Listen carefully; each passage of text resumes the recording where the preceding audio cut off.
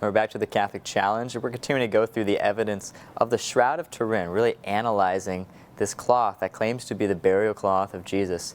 My guest, Barrie Schwortz, is about to show us a bunch of different pictures that he has of the shroud when he analyzed it as a photographer, going through all of that. So, Barrie, take it away. Okay, well, the first image I'm showing you here, you have to understand that we spent 17 or 18 months in planning before we ever left for Turin. And once we were ready to go, we packaged up all of our equipment into 80 wooden crates and shipped it over to Turin. And when we arrived in Turin, a week before we were scheduled to examine the shroud was still on public display to commemorate its 400th anniversary in Turin. As soon as we arrived, we were told all of our equipment had been seized by Italian customs and wasn't going to be released because we had an X-ray machine with us, and on the crate was a radiation sticker that apparently put the fear of God into Italian customs folks, and they seized it a day and a half before we were scheduled to begin. And our plan was to get there, unpack, and get everything ready and calibrated. We lost 5.5 days. So here we are. They loaded all of our equipment onto a dump truck. And that's what you're seeing here. We're unloading the equipment, and we had to carry it into the royal palace, unpack it all, and we had only a day and a half left. So we didn't sleep that night. We worked all night and eventually got our equipment done. In the interim, the shroud was on public display that's the Cathedral of St. John the Baptist in Turin. And to the right, you'll see a dome of the Guarini Chapel. And that's the one that had the fire in 1997 that almost destroyed everything. But if you really want to look closely to see how many people were there, if you look in the left side of this frame, you'll see a little white building. And here's a closer view. Over 100,000 people standing in line to get 2 or 3 minutes before the shroud. Well, the good news is because of the internet, now you go online when there's a public exhibition well in advance. You select the date and time you want to come. They tell you to show up on time. And instead of waiting 10 hours in a queue the way the folks there did in 1978, you might wait 30, 40 minutes on the weekends, maybe an hour. So that even the computer or internet technology has improved those public exhibitions. Now, ultimately, we were still getting our equipment kind of finalized and set up when somebody yelled, "Here comes the shroud." And you can see in the background, there's a dark door. I think my pointer should show up here. Yeah. That's the back door of the Guarini Chapel where the shroud had been stored for 350 years. And adjacent to that was the cathedral. So they're all connected. They brought it from the cathedral through the chapel into the royal palace. And that's where we are here. And that's where we examined the cloth. Now here you can see once the cloth was finally brought out and unveiled and laid before us, this is our first look at the actual Shroud of Turin. And, you know, I don't believe the Italian authorities were all that thrilled at the idea of letting a bunch of Americans from big name laboratories come and do this. So they told us that if we touched the shroud, the carabinieri, the policemen in plain clothes that were guarding the shroud, probably, and not us, if we touched it, they would shoot us. So notice on the, well, we didn't know. They weren't really thrilled to have us there. I'm not sure if they thought it was funny or if they were just being mean-spirited. I'm not sure. So on the left are the Italian scientists, and on the right are the Americans. And notice where their hands are, with their hands behind their back. It's like kind of the hidden story. And this only lasted for maybe 10 seconds before we realized that nobody was going to shoot us. But for that moment, I happened to capture that moment where, how do you examine the Shroud of Turin with your hands tied behind your back? Well, you can't. Anyway, continuing on, this is a really well-known photograph. This is one of the experiments was to separate the shroud from the backing cloth that had been sewn onto it back in 1534 to repair the fire damage. And so they separated a section of that so they could look at the actual back of the shroud. And this is the precise moment where we had the first look at the back of the Shroud of Turin in 450 years. So it's, I think what makes it a powerful photograph is the intent expressions on the faces of these researchers On the left, Ray Rogers of Los Alamos National Labs. In the center, John Jackson, who was co-founder of our team at that point from the Air Force Academy. And to the right is Professor Giovanni Rigi, who headed up the Italian scientific group during that examination.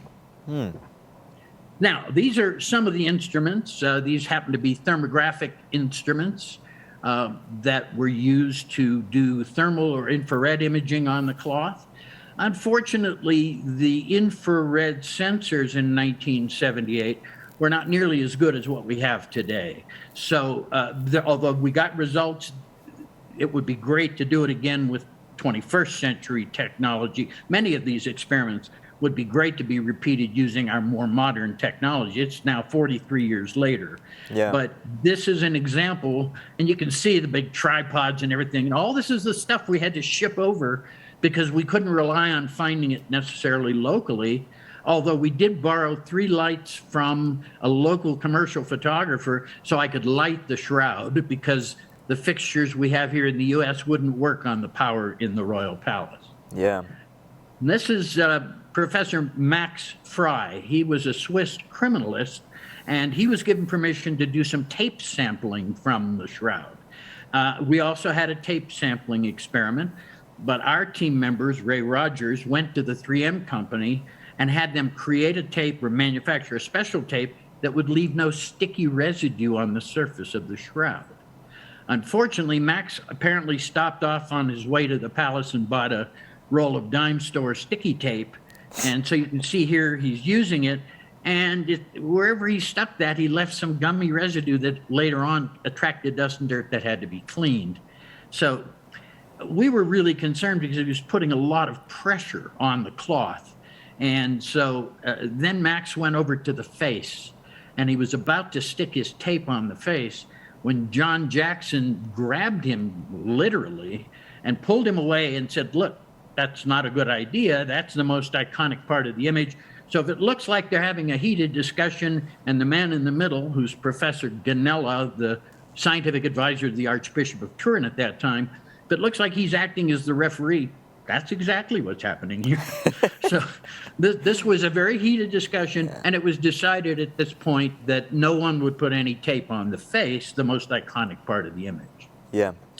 Now, we also had a tape experiment, and here's the tape applicator Ray Rogers had designed. Ray Rogers, a chemist on our team from Los Alamos, he had designed this to like a torque wrench that could apply a known pressure when he applied the tapes. And so it's a little different than what Max did using his thumb. And this torque applicator actually will be on display in the Museum of the Bible in February 26th. The Shroud exhibit at the Museum of the Bible opens, and we've loaned them this device and some of these photographs. Wow. So you can actually see them at this upcoming exhibit. Now, Rogers also understood that when he peeled the tape off the shroud, if he stuck it down on glass, anything in the surface would get pressed deeper into the gum of the tape. So he designed this special well slide where if you look closely, you'll see that the tape samples are only touching at the very edges, and there's a few millimeters of space below the surface of the tape. Remembering, again, all this had to be designed, fabricated, and shipped over and planned in advance. So we didn't just rush over there and go, okay, let's take some pictures. This was well orchestrated. Our test plan was broken down into 5-minute increments. So, and that's available on shroud.com, by the way. So you can actually see that and all the scientific papers that our team had published over the, after we finished our initial research. Yeah. There's the X-ray machine. That's the little devil that cost us 5 days in customs. And it's a very low power X-ray, which is necessary because X-rays could be harmful to that old linen. So this is a very low power X-ray. You know, when you go to the dentist and they put that little photo X-ray thing in your mouth, it's about a 1-second exposure. This is low power. Each exposure, 20 minutes. So this was, you know, and this is the thing that caused that delay. And because we're in a 400-year-old palace with parquet wooden floors that moved when you walked, or the whole building vibrated when cars and trucks and buses went by, They could only do the x-rays in the middle of the night when there was no traffic, and we all had to leave the room. And the gentleman on the right, Bill Modern from Sandia Laboratories, and Ron London, his associate, both from Sandia, when he was making the x-rays, he could not move his feet for 20 minutes. He had to stand in place because if he moved, he would vibrate the tripod, which the machine is on. And you can see it's a very hefty tripod. And so but they managed to make, I think it was 43 x-rays with 20-minute exposures over the course of the 5 nights that we were there. Yeah, and I think what's really profound is that the cloth is just, it's such a faint image, that's on the cloth, It's only maybe 15% darker than the background. So it's a very subtle image. And of course, many people are familiar with the very high contrast black and white photo as it would appear on a photo negative. That's the more popular and well-known image than the shroud in natural color as we see it here, mainly because it's so subtle. And people ask me all the time when there's a public display, what is it that we should expect when we go see the shroud? And I always tell them, expect that it's far more faint than you realize. Wow. Because in the photographs that have been made of it over the years, we've been able to enhance the contrast of the image in some cases to show a more dramatic and more contrast enhanced version, but the image itself is very subtle. Yeah. Now, of course, we also did x-rays, and this is one of the x-rays being viewed. Now, the problem with x-rays is once you expose your film, now you got to come back to a bunch of airports, and they all have x-ray machines that could fog and damage the x-rays. So we had to actually process our x-rays on site. And they anticipated this, so we had an x-ray processor with us. Unfortunately, you need a darkroom too, and a water supply. And so we had to pirate the bathroom, the only working bathroom, and use that as a processing lab or a darkroom. And you can see that sometimes you just have to make the best of what you have. And we were able to do these 43 x-rays over that period of time. Yeah. Well, we also did photomicroscopy, photography through a microscope of the shroud.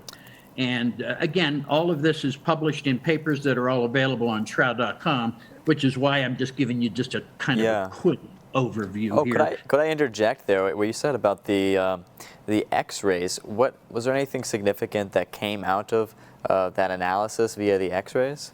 There was the blood showed up on the x-rays because of the iron content in the blood, so that is consistent with blood. The image did not show up on the x-rays.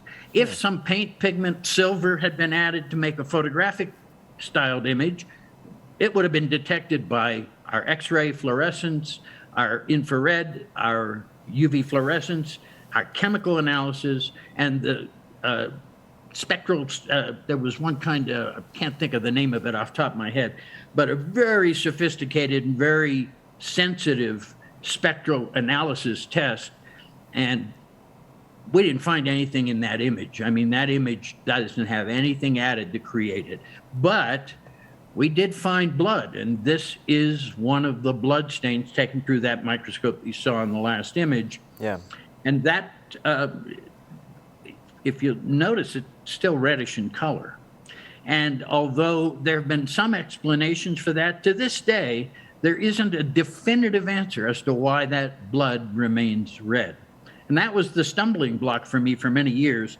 But Al Adler, the blood chemist on our team, and also the third of the Jewish guys, he's the one who explained to me the possibility that the bilirubin, he found a high content of bilirubin in the blood of the shroud. Bilirubin is generated in the body, particularly when somebody's beaten, tortured, scourged, and not given any water, goes into hypovolemic shock. And bilirubin breaks down the cell walls of the red blood cells, releasing hemoglobin, and that stays red forever. Now, wow. It would be nice to apply more modern tests to test that theory out, and that's still in the process. The biggest frustration, of course, is not having had access to the shroud in 43 years, so it's very difficult to perform some of these tests without collecting new data first. And there's my living proof that I was really there. That's I know. I'm seeing myself next to my old that photo of me, and that's when I had black hair, and lots of it.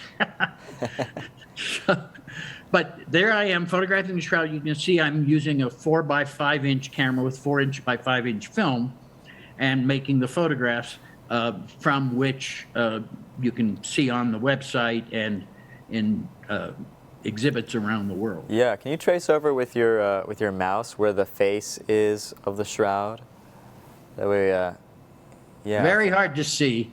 This photo was really made not to expose the shroud perfectly, but to expose myself, and that's Vern Miller hidden behind the post there.